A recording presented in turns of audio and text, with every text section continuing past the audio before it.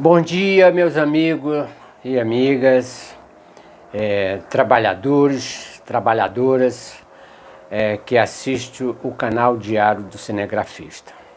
Hoje é 26 de agosto de 2022. Passando aqui mais uma vez para eu gravar um vídeo para o canal e comentar sobre o show que eu assisti ontem.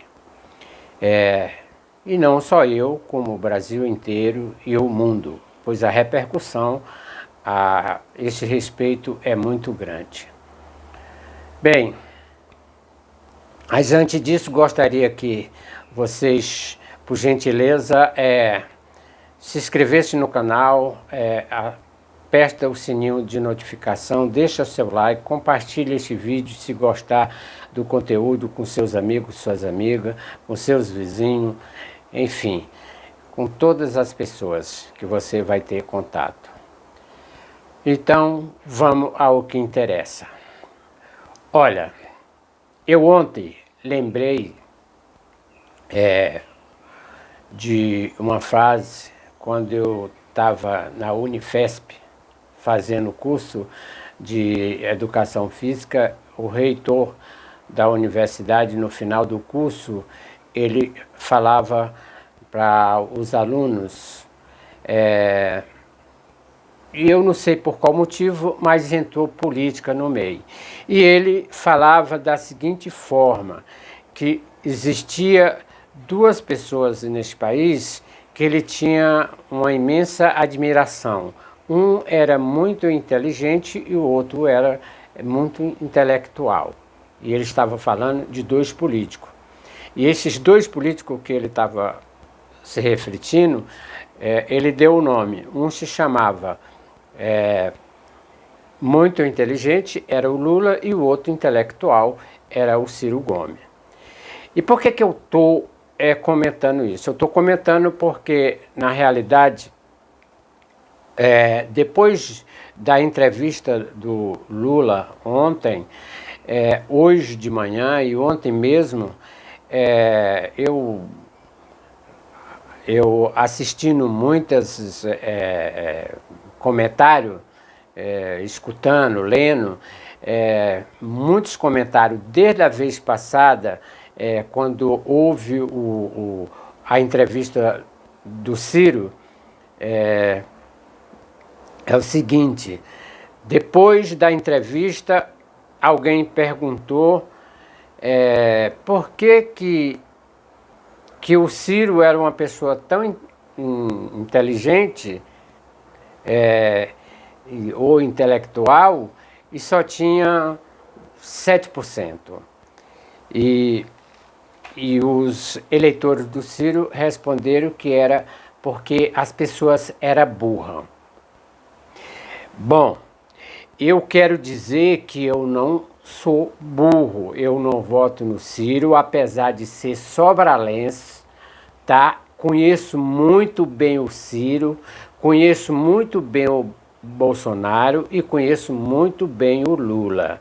Eu sou de Sobral e aqui eu quero dizer uma coisa que poucas pessoas têm esse conhecimento, mas foi eu a primeira pessoa, não foi o Tasso Gereissati, que foi o grande padrinho do Ciro, não foi o Tasso Gereissati que convidou o Ciro para a política. A primeira pessoa que convidou o Ciro para entrar na política foi eu, lá em Sobral, numa reunião, numa entrega de faixa do Guanabara, um time amador, claro que não é um time profissional, mas um time amador em Sobral, com grande destaque, que o presidente era o Antônio, chamado Antônio do Guanabara, e eu era o treinador. E nessa entrega de faixa, que o Ciro foi entregar a faixa ao Guanabara como campeão, na residência do Francisco, do filho do seu Antônio Miguel Franca, eu convidei o Ciro para entrar na política. E o Ciro estava terminando de... faltava o último ano para o curso de Direito, a qual ele é formado em Direito. E eu fiz o convite até pensando que ele podia dar uma grande ajuda no time amador. É lógico que todos, atleta, amadores ou profissional, sonha aí com a política social do caso de um político. E essa era a minha expectativa. Ele falou que não era a pretensão dele, mas um ano depois o Ciro volta a disputar o primeiro mandato dele, que foi para candidato deputado estadual, a qual não foi eleito como deputado estadual, mas foi aí que houve o convite do Tasso Gereissati para ele ser assessor do Tasso Gereissati. Na primeira eleição do Cid Gomes para presidente da República, por coincidência eu estava aqui em São Paulo. E eu estava bem antes disso numa reunião a qual, quando o Ciro se manifestou para sair candidato a presidente da República, e ele tem uma discussão lá com o pessoal do PSDB, e na época o presidente era o Clóvis Volpi, e ele queria, por que não, sair candidato a presidente da República no segundo mandato, a qual ia disputar o Fernando Henrique Cardoso. E ali a comissão do PSDB pediu para que ele sustentasse, então o Fernando Henrique ia disputar o segundo mandato, a reeleição, e depois o Ciro seria, eles indicavam o Ciro ao candidato a presidente da República. O Ciro não aceitou, brigou com o PSDB e a partir daquele momento ali mesmo, para você ter uma ideia, ele falou que ia sair candidato a presidente da República e saiu pelo PPS. Eu escutei de toda a comitiva do PSDB que o Ciro era uma pessoa muito inteligente e eles deviam ter muito cuidado porque eles iam enfrentar uma dificuldade com o Ciro. Na final, ele era um candidato que ia fazer a diferença e ia atrapalhar muito nas eleições do Fernando Henrique Cardoso. E o que foi traçado naquele momento? O que foi traçado naquele momento foi que eles iam colocar um repórter a estar sempre acompanhando o Ciro, mas o objetivo era pegar o Ciro no momento de fraqueza, pois ele já sabia que o Ciro é que nem peixe, morre pela boca. Naquele momento, eu escutando aquilo, o Ciro como meu conterrâneo, eu corri e fui avisar o Ciro.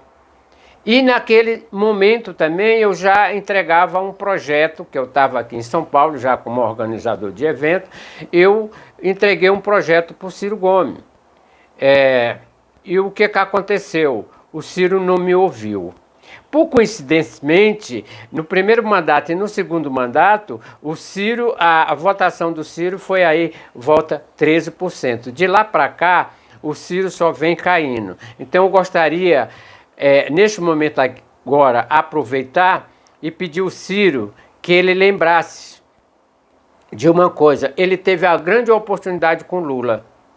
O Lula passou vários e vários anos, e aqui eu falo como esportista, e vou citar uma modalidade que a gente disputa, que é o revezamento. O revezamento 4x4 ou 4x100, a gente... dependendo, cada 100 metros ou 400 metros, dependendo da prova que você vai disputar, se é o 4x100 ou 400, você tem que passar o bastão. E o Lula tentou várias vezes, todo o Brasil sabe que o Lula tentou várias vezes passar o bastão para o Ciro.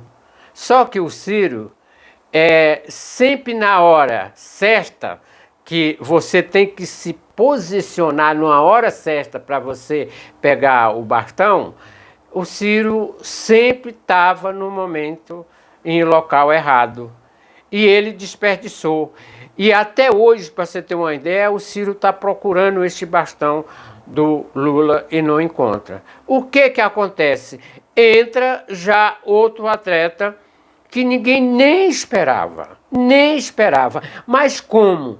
numa modalidade esportiva, e quando a gente está no revezamento, você não tem adversário, você tem que passar o bastão para aquela pessoa, para aquele atleta, para fazer o melhor.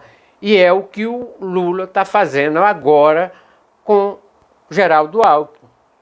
Lembre que por muitas e muitas vezes eles foram adversário político. Mas ontem ficou bem claro o que o Lula falou. Só não disse com as palavras que eu estou falando agora. Mas tentou por várias vezes passar o bastão para o Ciro Gomes. Ele não se posicionou no momento certo, na linha certa, e perdeu a oportunidade. Quem é que está com esse bastão agora? Quem é que está aí para chegar e cruzar a linha da chegada, a linha da vitória? É o Geraldo Alckmin com o presidente Lula. Então, gente, lembrando outra coisa, que ontem uma professora ligou para mim e ela estava muito preocupada com a entrevista do Ciro, do Lula. E não só ela, como muitas de outras pessoas, grandes jornalistas. Eu escutei hoje o Mauro Lopes falando que ficou muito nervoso, e imagina que é um camarada super experiente, um jornalista super experiente, tá? Super capacitado. Então mexe com as pessoas. Mas eu falava para ela, fique tranquila, porque o Lula vai dar show. Eu costumo resistir às coisas, que nem eu estou gravando agora aqui, eu costumo resistir bem antes de todas as pessoas. E eu procuro sempre uma pessoa para me resistir. E aqui eu quero lembrar, eu tenho uma pessoa, também no estado do Ceará, que quando a Polícia Federal, um assunto que engloba o outro, quando a Polícia Federal estava ainda nas investigações, à procura do corpo do Bruno e do jornalista,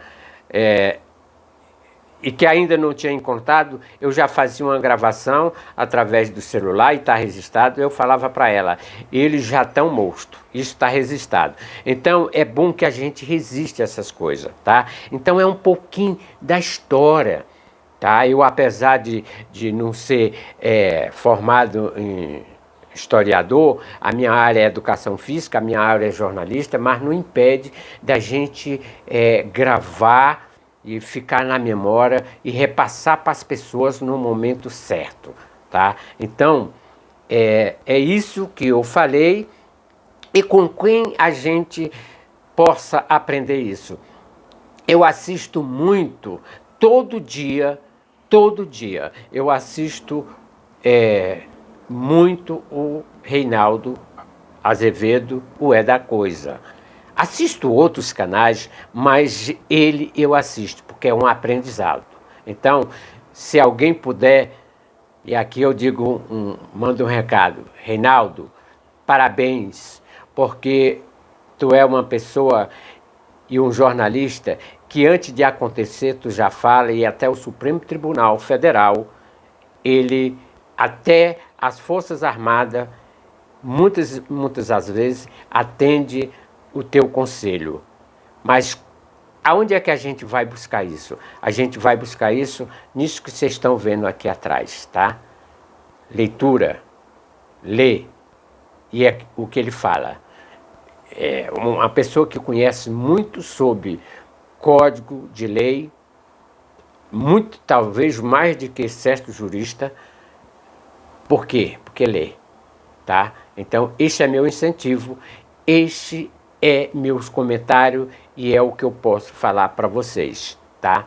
Essa é a minha contribuição, a minha participação, de não ter dúvida do show que aconteceu ontem. E eu falava para a pessoa, imagina que o cara vai para a Europa, o cara vai para os Estados Unidos, o cara vai para todo lugar do mundo, vai dar uma palestra,